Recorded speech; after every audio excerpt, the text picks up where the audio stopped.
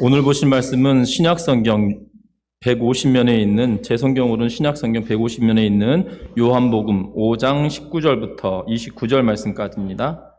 제가 가지고 있는 성경은 신약성경 150면에 있는 요한복음 5장 19절부터 29절 말씀까지. 제가 한 절 읽고 여러분들 한 절 읽고 교독하여 읽도록 하겠습니다. 요한복음 5장 19절부터 29절 말씀까지입니다. 교독하여 읽습니다. 그러므로 예수께서 그들에게 이르시되 내가 진실로 진실로 너희에게 이르노니 아들이 아버지께서 하시는 일을 보지 않고는 아무것도 스스로 할 수 없나니 아버지께서 행하시는 그것을 아들도 그와 같이 행하느니라.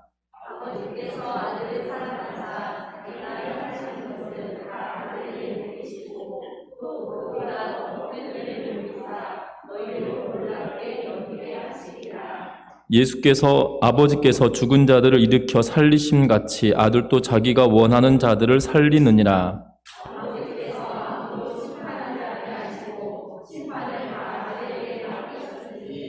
이는 모든 사람으로 아버지를 공경하는 것 같이 아들을 공경하게 하려 하심이라. 아들을 공경하지 아니하는 자는 그를 보내신 아버지도 공경하지 아니하느니라.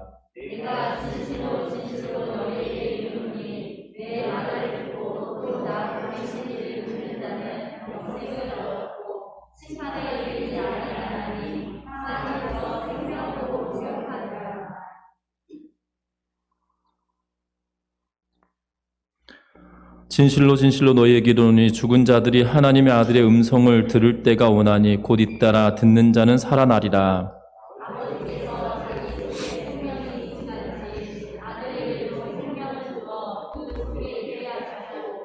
또 인자됨으로 말미암아 심판하는 권한을 주셨느니라.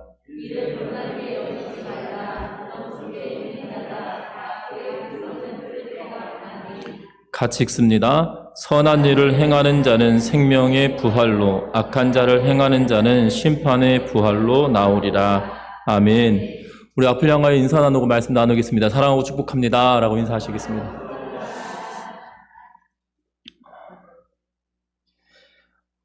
어니스트라고 이름을 가진 한 소년이 사는 마을 앞산에는 숭고한 표정을 가지고 있는 숭고한 표정으로 마을을 굽어보고 있는 큰바의 얼굴이 있었습니다. 어니스트의 어머니는 그에게 이 마을에서 전해 내려오는 전설을 이 아들에게 이야기해 주었습니다. 언젠가 이 마을에서 저 큰바의 얼굴을 닮은 위대한 인물이 나타나게 된다는 것이 전설의 요지였습니다. 그때 이후로 어니스트는 가끔 전설을 떠올렸습니다. 그러면서 그는 큰바의 얼굴을 우러러 보았습니다. 그러는 동안 큰바의 얼굴의 형상은 그의 마음에 각인되었습니다. 더불어 큰바의 얼굴에 영감 넘치는 고매한 덕성이 그의 마음에 그리고 골짜기를 채우는 새벽 안개처럼 뭉게뭉게 피어오르게 되었다고 합니다. 나이가 들어가는 동안에 어니스트는 전설의 성취자가 나타나기를 기다렸습니다. 그러던 어느 날 이 마을 출신으로 도시에 나가서 큰 부를 축적하였던 사업가가 큰바의 얼굴의 주인공이라는 소문이 돌았고, 그리고 그 사람이 고향을 방문하게 되었을 때 수많은 군중들이 그가 큰바의 얼굴의 전설을 성취한 사람이다라고 환호하는 모습을 보게 되었습니다. 그런데 어니스트가 그 사람의 얼굴을 보았을 때는 이 탐욕스러운 얼굴은 큰바의 얼굴의 주인공과 닮지 않았다라고 생각하며 돌이켰던 걸 보게 됩니다. 뿐만 아니라 또 세월이 지났습니다. 그런데 이 전쟁에 승전을 올렸던 위대한 장군이 또한 큰바의 얼굴에 성취자다라는 그러한 소문이 돌았습니다. 사람들을 또한 그 장군이 방문하였을 때 많은 사람들이 환호하였지만 어니스트는 그의 얼굴을 보고 큰바의 얼굴과 다르다라고 여겼습니다. 그러던 어느 날 또 정치가로 유명한 사람이 이 마을의 출신인데 이 사람이 큰바의 얼굴을 닮았다라는, 그리고 성취하는 성취자다라는 그러한 소문이 돌았습니다. 그리고 나와서 이 군중들을 마주하였을 때 어니스트는 또 돌아서면서 저 사람은 아닌 것 같다라는 생각을 하게 됩니다. 그러던 중 어느 날 이 마을에 한 외지인이 들어오게 됩니다. 그리고 그 사람은 마을에 호텔도 있었고 이 숙박시설이 있었음에도 불구하고 그는 굳이 이 어니스트가 살고 있는 오두막 집에 와 기거하기를 요청하였습니다. 근데 그 사람이 들어올 때 읽고 있었던 이 책을 읽고 있었는데, 그러면서 이 사람과 더불어 이야기를 나누다가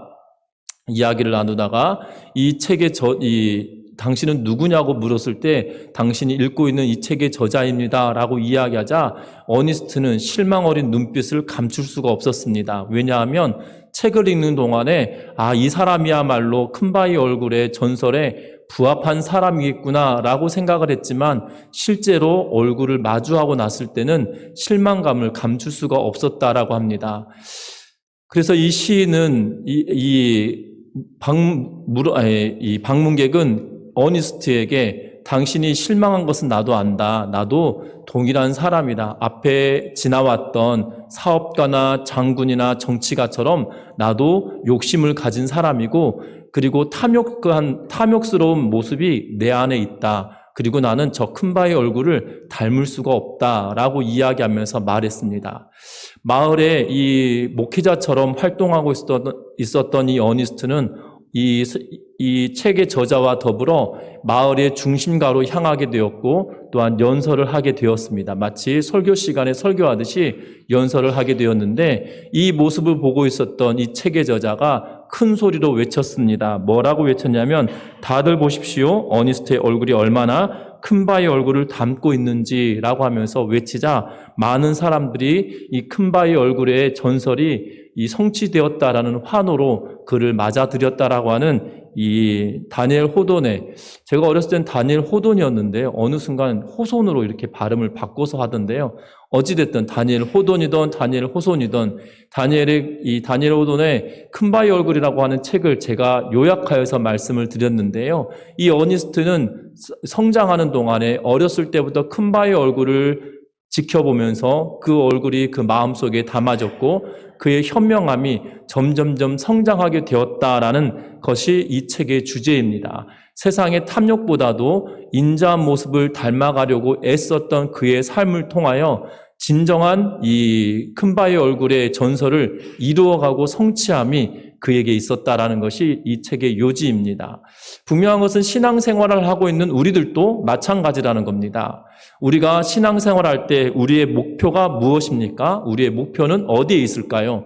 바로 그리스도의 장성한 분량에 이르도록 살아가는 것, 쉽게 말하면 그리스도를 닮아가는 것, 그것이 바로 우리의 신앙생활의 근간이고 목표여야 된다는 사실입니다. 그런데 우리는 그리스도를 닮기보다도 세상의 가치를 쫓아감으로 말미암아 하나님이 이 예수 그리스도를 닮기보다도 세상을 더 닮아가는 모습이 우리들에게도 감출 수가 없는데, 그럼에도 불구하고 예수께서는 우리들에게 나를 닮으라라고 이야기하고 사도들도 예수를 닮아야 된다라고 말하고 있는 걸 보게 됩니다. 특별히 오늘 성경 말씀에 보면 38년 동안 이 베데스다 연못에서 고통받고 있었던 이 병자를 예수님께서 고쳐주심으로 인하여 예수님이 유대인으로부터 박해와 어려움을 당하게 되었던 계기가 되었습니다. 그 이유는 두 가지 때문인데요. 하나는 안식일에 병자를 고쳤다는 것이고, 또 하나는 예수 그리스도가 하나님과 동등됨이다라는 사실을 알리면서 내가 곧 하나님이다, 하나님의 아들이라고 하면서 하나님을 모독하였다라고 하는 그러한 이유 때문에 예수님을 시기하고 또한 핍박하기 시작하였다는 것입니다. 그런데 예수님께서는 오늘 말씀 전체적으로 예수님께서 그의 제자들에게 하시는 말씀 가운데 말씀을 통하여서 그가 어떠한 분이신지, 그리고 그를 믿음으로 말미암아 우리의 인생이 왜 변화될 수밖에 없는지에 대하여 말씀하여 주고 계시는데요. 사실 오늘 본문 말씀이 예수님께서 직접 가르치시는 말씀이기 때문에 때로는 어려울 수가 있습니다. 그리고 오늘 본문의 내용을 잘 읽다 보면 이 요한은 이 글을 쓸 때 쉽게도 쓰고 있지만 이 글과 글 사이에 우리는 행간이라는 표현을 쓰는데요. 이 글과 글 사이에 있는 이 의미들을 잘 이해하면서 성경을 보아야 된다는 사실입니다. 그래서 오늘 말씀을 통하여 우리들에게 우리들에게 예수 그리스도를 믿는 것은 도대체 무엇인지, 예수를 믿음으로 말미암아 우리들에게 어떠한 은혜를 주시는지 말씀을 통하여 경험하는 은혜가 있기를 주의 이름으로 부탁드립니다. 먼저 우리가 기억할 것이 있는데요. 19절 말씀 다 같이 한번 읽어보겠습니다. 19절과 20절 말씀입니다. 같이 읽습니다. 그러므로 예수께서 그들에게 이르시되 내가 진실로 진실로 너희에게 이르노니 아들이 아버지께서 하시는 일을 보지 않고는 아무것도 스스로 할 수 없나니 아버지께서 행하시는 그것을 아들도 그와 같이 행하느니라.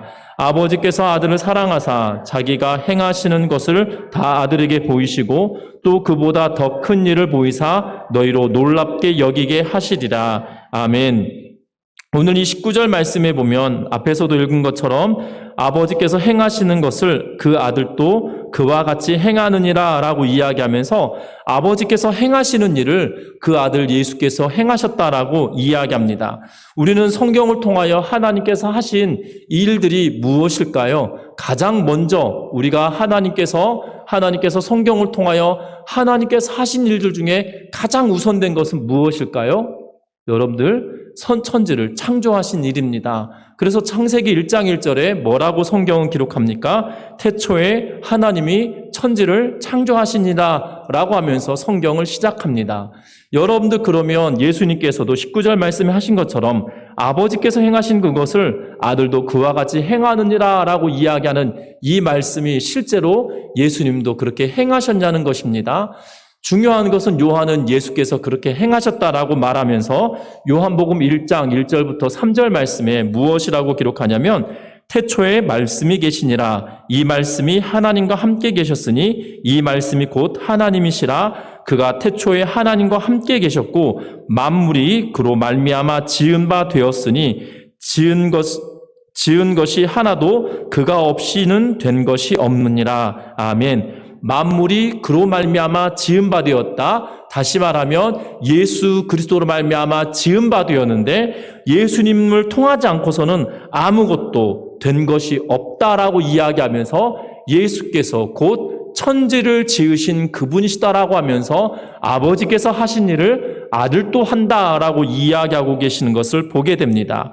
분명한 것은 창조의 일만 하셨을까요? 그런데 창조의 일만 한 것이 아니라는 겁니다. 그리고 이것을 어떻게 행하셨는지에 대하여서도 우리에게 말씀하는데 앞에 읽은 것처럼 20절 말씀에 자기가 행하시는 것을 다 아들에게 보이시고 그보다 더 큰 일을 보이사 너희로 놀랍게 여기게 하시리라라고 말씀하시면서 예수님은 아버지께서 하셨던 일을 보고 배우게 되었다라고 이야기하고 아들에게 다 행하는 것을 보여주셨다라고 이야기하고 있는 것을 보게 됩니다. 예수님께서는 이 땅의 삶을 살아가시면서 지금 요한이 이것을 기록하는 동안에 몇 가지 기적이 일어났었습니까? 2장에 보면 가나의 혼인잔치의 기적이 있었고요. 그리고 명절에 성전을 청결하게 하셨던 사건이 있었고요. 예루살렘에서 성전을 청결하게 하시고 갈릴리로 올라오셨을 때에 이 왕의 신하의 아들의 병을 고쳐주게 되었던 것을 성경은 이야기합니다. 그 중간에 예루살렘에서 갈릴리로 올라오는 동안에 수가성에 머무시면서 여인과 그리고 사마리아 사람들에게 복음을 전하시고 예수를 믿게 하였던 사건을 성경은 기록하고 있을 뿐만 아니라 우리가 읽었던 이 본문에 앞에 기록하고 있는 38년 된 병자까지도 고쳐주심에 대하여 이야기하고 있는데 이 모든 일들이 무엇으로 되었다라고 이야기하고 있어요? 하나님께서 보여주신 대로 행하셨다라고 말씀하고 있는 것을 보게 됩니다. 여러분들, 예수 그리스도는 그분 스스로가 능력 있으신 분입니다. 왜냐하면 그분이 곧 하나님이시기 때문이에요. 여러분들 잘 아셔야 되는 것은 제가 주일학교 사역을 할 때 우리는 하나님에 대하여 이야기하면 성부 하나님, 성자 하나님, 그리고 무슨 하나님을 이야기합니까? 성령 하나님. 이 세 분의 하나님을 이야기하거든요. 우리는 삼위일체의 하나님을 이야기합니다. 그러던 어느 날 주일학교 학생들에게 우리는 하나님은 몇 분이실까요? 이렇게 질문을 한 적이 있어요. 그랬더니 주일학교 학생들이 뭐라 한지 아십니까? 세 분이요! 이러는 거예요. 그러면서 깜짝 놀랐습니다. 이 학생들은 성부 하나님, 성자 하나님, 성령 하나님, 세 분의 하나님을 섬긴다라고 생각하고 있었던 것이지요. 여러분들 잘 아셔야 되는 것은 우리는 성부 하나님, 성자 하나님, 성령 하나님, 이 삼위의 하나님이라고 여기면서 한 분의 하나님이다라고 우리는 여깁니다. 우리는 이것을 물리적으로 해석하고 이해할 수는 없지만 성경은 분명하게 아버지와 아들이 하나이다라고 이야기하고 아들과 성령이 하나다라고 이야기하여서 아버지와 성령 또한 하나다라고 하는 추론이 가능하여 삼위일체의 하나님이시다라고 우리는 이야기하며 그 세 위격은 있지만 영광과 권능이 하나다라고 우리는 말합니다. 여러분들 잘 아셔야 되는 것은 성부 하나님, 성자 하나님, 성령 하나님 이렇게 이야기하니까 우리는 오해할 수 있어요. 아, 교회 다니면 시어머니 3명을 섬기는 거구나 라고 오해할 수 있어요. 아니라는 거예요. 성부 하나님, 성자 하나님, 성령 하나님이 한 분 하나님이시지만 위격이 달라서 그 하나님의 영광과 권능이 동일하시다라는 사실을 믿으시기 바랍니다. 세 분의 하나님이 아니라 한 분의 하나님이시지만 세 위격이 있어서 성부 하나님, 성자 하나님, 성령 하나님이시다는 사실이에요. 그런데 놀라운 것은 성자 하나님도 동일한 한 분의 하나님이시다는 사실입니다. 그의 능력과 권세가 충만하시지만 그럼에도 불구하고 하나님 없이, 성부 하나님 없이 그가 아무것도 하지 않으실 뿐만 아니라 성부 하나님이 보여주신 대로 행하셨다라고 오늘 본문은 이야기하고 있다는 사실입니다. 우리들도 마찬가지입니다. 우리 또한 하나님의 자녀된 자들입니다. 그래서 하나님께서 보여주신 대로 우리가 그 길을 따라 살아가야 될 책임과 의무가 우리에게 있다는 것을 기억하며 살아가는 은혜가 있기를 주의 이름으로 부탁드립니다. 여러분들, 하나님께서 보여주시는 이유가 있어요. 우리에게도 보여주시는 이유가 분명하게 있습니다. 그 이유를 20절 상반절에 보니까 뭐라고 기록하냐면 아버지께서 아들을 사랑하사라고 이야기하면서 아버지께서 아들을 사랑하사 자기가 행하시는 것을 다 아들에게 보이셨다라고 말씀하고 있는 것을 보게 됩니다. 아버지께서 아들에게 무엇하였기 때문에 다 보이셨다고요? 사랑하였기 때문에 보여주셨다라고 이야기합니다. 여러분들 제자들과 더불어 3년 동안 공생의 생활을 하시면서 예수님께서도 제자들에게 모든 것을 다 보여주셨습니다. 왜 그랬을까요? 사랑하셨기 때문이에요. 또한 그 말씀을 가지고 제자들도 우리들에게 하나님의 사랑과 예수 그리스도의 사랑을 우리들에게 보여주었다는 사실입니다. 우리 또한 마찬가지입니다. 예수께서 그의 사랑하심으로 말미암아 십자가에 죽으시고 우리를 사랑하셔서 부활하셨고 우리를 사랑하셔서 죄의 문제를 해결하여 주셨다는 사실입니다. 그것만 보여주셨습니까? 그가 어떻게 삶을 살아가야 되는지 믿음의 사람들을 통하여 우리에게 보여주셨는데 우리의 신앙생활도 마찬가지라는 거예요. 보여주신 대로 그대로 행하는 삶을 살아가야 되는데 우리는 하나님의 자녀다라고 이야기하고 하나님의 사랑받은 사람이다라고 말함에도 불구하고 우리는 어떠한 길을 걸어갑니까? 하나님께서 예수께 보여주셨던 길을 걷습니까? 예수께서 제자들에게 보여주셨던 그 길을 걷고 있습니까? 제자들이 성도들에게 보여주셨던 초대교회 삶들 우리가 따라가며 살고 있습니까? 잘 알아야 되는 것은 말씀을 통하여 우리에게 보여주시는 대로 우리가 그 삶을 살아낼 때 하나님의 은혜가 우리들에게 충만하게 되어진다는 겁니다. 우리는 하나님을 아버지라고 부름에도 불구하고 내 삶 가운데 고집과 욕심대로 살아갈 때가 더욱더 많을 때가 많다는 것이에요. 앞뒤가 맞지 않은 삶입니다. 하나님을 아버지라고 모시고 살아간다라면 내 생각과 내 욕심과 내 고집대로 사는 것이 아니라 성경의 말씀대로 나의 삶을 요구하는 대로 우리가 그것을 맞추어 살아가는 거란 사실을 믿고 나아가시기를 주의 이름으로 축원합니다. 분명한 것은 하나님의 말씀을 알아야 하나님의 마음을 알게 된다는 거예요. 하나님의 말씀을 알지 못하면 하나님의 마음을 알 수가 없어서 하나님의 뜻대로 살아가기 힘들게 되어지고 참된 하나님의 자녀로서의 삶을 참된 백성으로서의 삶을 살아가기가 버거워진다는 사실을 기억하면서 하나님의 말씀을 깨달아 하나님의 마음을 깨닫고 하나님의 뜻을 깨닫고 하나님이 원하시는 대로 삶을 살아가는 믿음의 성도들 되시기를 주의 이름으로 부탁드립니다. 이것이 중요합니다. 왜냐하면 아버지께서 아들에게 보여주시고 그 아들은 제자들에게 보이시고 제자들은 초대교회 성도들에게 보여주었을 뿐만 아니라 주신 말씀대로 2000년 동안 믿음의 성도들은 그 길을 동일하게 걷고 있다는 사실이에요. 희한합니다. 희한합니다.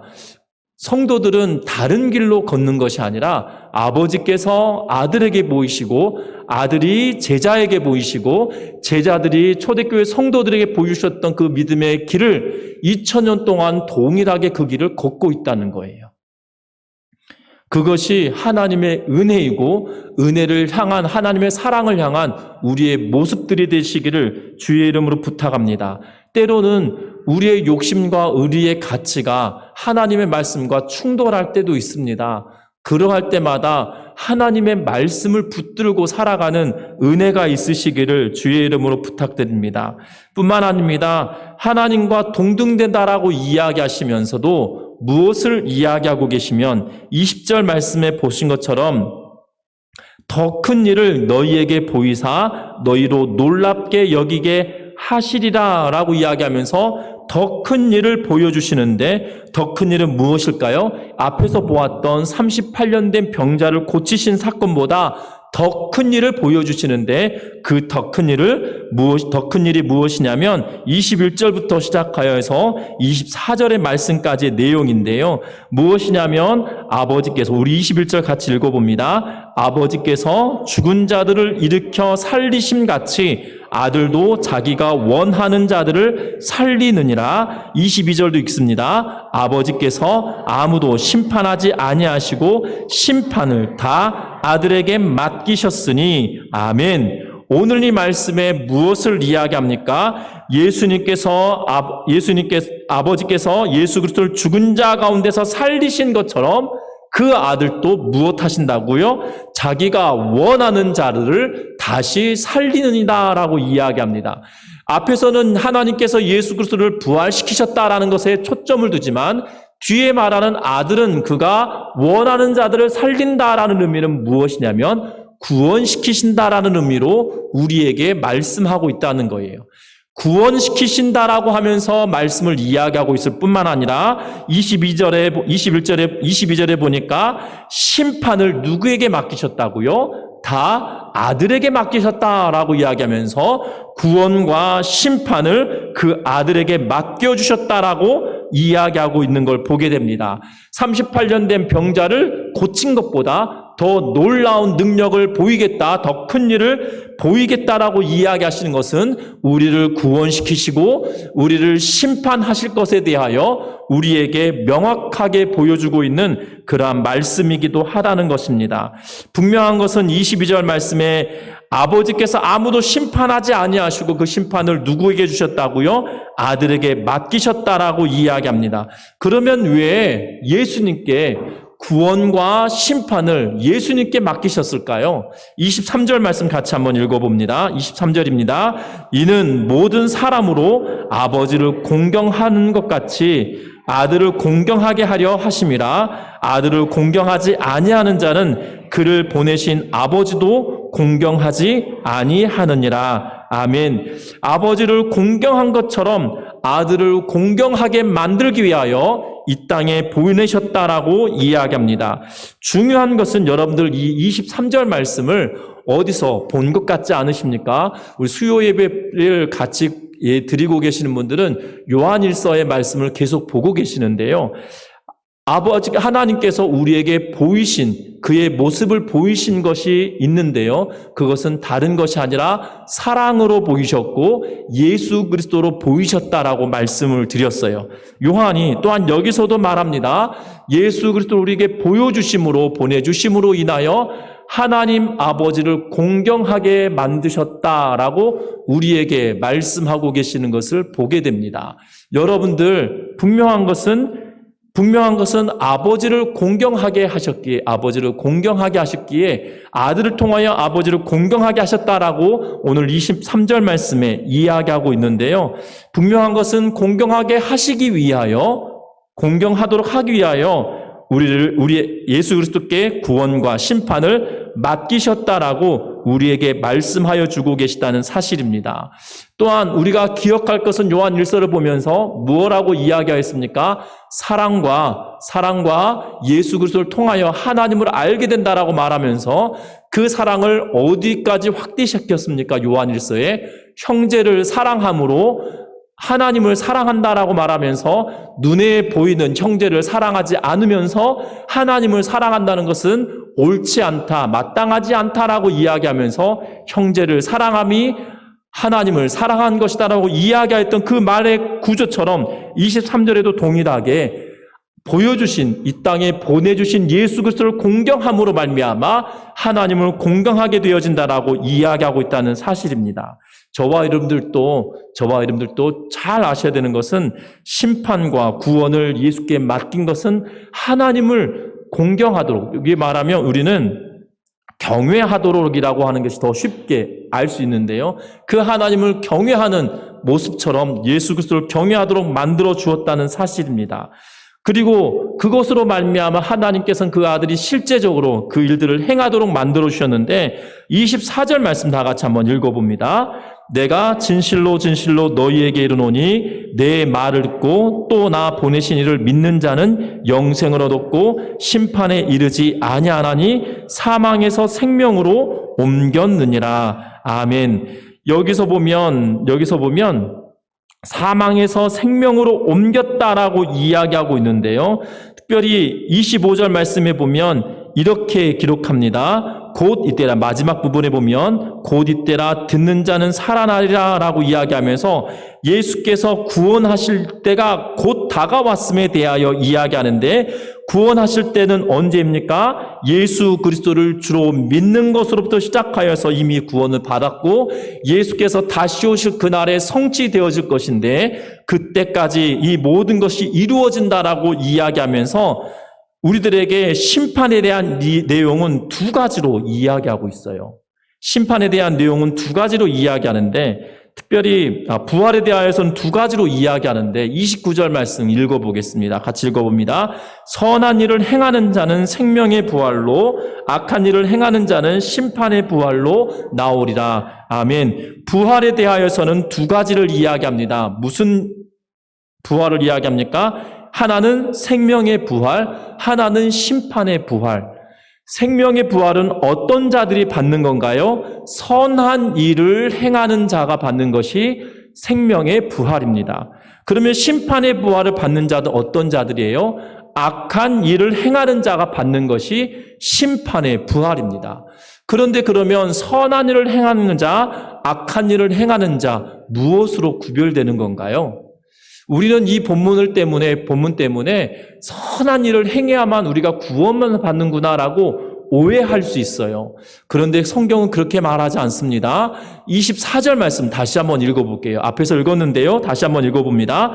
내가 진실로 너희에게 이르노니 내 말을 듣고 또 나 보내신 이를 믿는 자는 영생을 얻었고 심판에 이르지 아니하나니 사망에서 생명으로 옮겼느니라. 아멘. 내 말을 듣고 나 보내신 이를 믿는 자가 곧 선한 일을 행하는 자다라고 우리에게 말씀하고 계세요.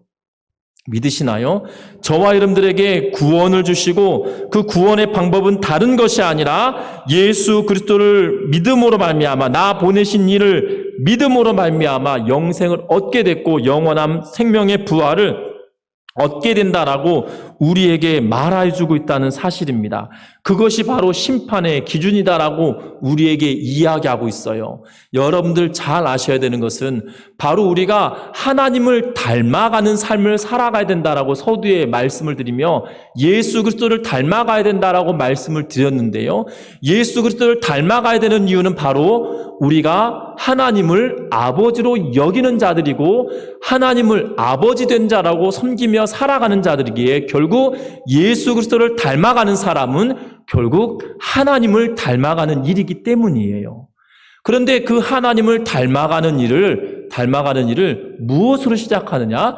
바로 믿음으로부터 시작되는데, 예수 그리스도를 믿어야 되는 결정적인 이유는 다른 것이 아니라 바로 예수 그리스도는 누구로부터 시작되었기 때문이에요. 하나님으로부터 모든 것을 보고 배운 자고 하나님으로부터 모든 사랑을 받은 자이기 때문에, 그분이 곧 하나님이심에도 불구하고 모든 것을 보고 행하신 분이시기 때문에 그분을 보고 우리가 따라 살아가는 것이에요. 그것 때문에 바로 예수 그리스도를 믿는 이유가 거기에 있던 것이고요. 또 하나는, 지금 오늘 굉장히 어렵게 설명을 하고 있는데요, 또 하나는 그 하나님께서 예수 그리스도께 구원과 심판의 권능을 그에게 주셨다는 거예요. 우리를 구원하시기 위하여 무엇 하셨습니까? 예수께서 우리를 사랑하사 십자가에 죽으시고 또한 우리의 모든 죄를 담당하시며 십자가에 죽으셨다는 거예요. 그분을 믿고 나아가면 우리들에게 무엇이 주어집니까? 하나님의 자녀된 권세를 주셨고 하나님의 백성된 특권을 우리에게 주셨다는 사실입니다. 그러하기에 그 하나님의 은혜를 부여잡고 그 하나님의 사랑을 의지하면서 그리스도의 십자가의 권능을 바라보며 나아갈 때 우리에게 예수 그리스도를 닮아갈 수 있는, 예수 그리스도를 본받으며 살아갈 수 있는 길이 열릴 뿐만 아니라 우리를 사망에서 생명으로 옮기는 구원의 은혜와 심판의 은혜를 우리에게 주셨기에 그분을 바라보며 살아가야 된다라고 우리에게 말씀하고 계시다는 사실입니다. 예수님은 오늘 이 말씀을 우리에게 주고 계신 거예요. 지금 38년 된 병자를 고쳐주시고 나서 안식일과 그리고 하나님이 나의 아버지셔서 하나님과 동등된 자다라고 이야기하고 계신 예수님을 핍박하고 있는 이스라엘 유대인들에게 또한 그 제자들에게 왜 나를 믿어야 하는지에 대하여 말씀하는데, 그것은 다른 이유가 아니란 거예요. 이러한 은혜와 권능을 예수께 주셨기에 그분을 믿는 것이 우리의 구원의 길이며, 그분을 믿는 것이 바로 하나님의 자녀된 삶을 살아가는 것이고 그리스도를 닮아 하나님을 닮아가는 그러한 길이다라고 우리에게 말씀하여 주고 계시다는 사실입니다. 말씀을 맺으려고 합니다. 오늘의 말씀은 상당히 어려운 말씀이었습니다. 저도 이 본문을 읽으면서 수십 번 본문을 읽으면서 설교 준비하려고 몸부림쳤는데요. 쉽게 설명하려고 애썼는데 여러분들에게 이해가 되셨는지는 모르겠으나 이 말씀의 요지는 결국 이거예요. 핍박하는 그들에게 제자들을 통하여 설명하는 것은 왜 나를 믿어야 되는지, 나를 믿어야 되는 것은 내가 행한 이 모든 것은 아버지께서 나에게 보여주셨기 때문에 행하는 것이고 아버지께서 나를 사랑하셔서 이 모든 것을 주셨던 것이고 그리고 내가 너희들을 사랑하여서 이 모든 것을 너희가 따라 살아가기를 바라는 것이다 라고 말하면서 그것이 너희들도 따라 살기를 바란다라고 말하고 있을 뿐만 아니라 나에게 구원과 심판의 권능을 나에게 주셨는데 구원은 니들이 나를 믿는 것이다 라고 이야기하는 것이고 나를 믿는 것은 곧 나 보내신 이를 믿는 것이기에 너희에게 구원이 있다. 그 구원받는 자들은 선한 일을 행하는 자들인데 바로 생명의 부활과 연계되어져 있는 자들이다라고 하면서 우리들에게 말씀해 주고 있다는 것입니다. 우린 잘 알아야 되는 것은 사람은 아버지와 아들이 닮을 수 있습니다. 그러나 같을 수는 없거든요. 그러나 성경은 아버지와 아들이 닮은 것이 아니라 같은 자라고 이야기하면서 그래서 그분이 곧 하나님이시다라고 우리에게 말씀합니다. 그러하기에 그 하나님 되신 그 예수 그리스도를 바라보면서 닮아가는 은혜가 있기를 주의 이름으로 부탁드립니다. 닮아갈 뿐만 아니라 그 길을 동일하게 걸어갈 수 있는 믿음의 성도님들 되시기를 주의 이름 부탁합니다. 그 길을 걷는 것이 참 버거울 수 있습니다. 어려울 수 있습니다. 왜냐하면 세상이 놓아놓은 길과 다른 길이기 때문이에요. 세상이 주는 길은 크고 넓은 길일 수 있습니다. 그러나 생명의 길은 예수께서 뭐라고 말씀하셨습니까? 좁은 길이다라고 우리에게 말씀하였기에 그 길을 걷는 자는 두렵고 염려가 될 수 있지만 그 길 끝자락에는 분명한 것은 하나님의 생명의 부활이 우리에게 주어졌다는 것을 기대하면서 나아가는 믿음의 성도들 되시기를 주의 이름으로 부탁합니다. 이 길을 걸어가는 것이 힘들 수 있습니다. 믿음을 지키는 것이 어려울 수 있습니다. 그러나 그 길을 걸으라 라고 우리에게 말씀하시기에 믿음의 성도 여러분들 그 길을 동일하게 걸어내는 은혜가 있기를 주의 이름으로 축원합니다.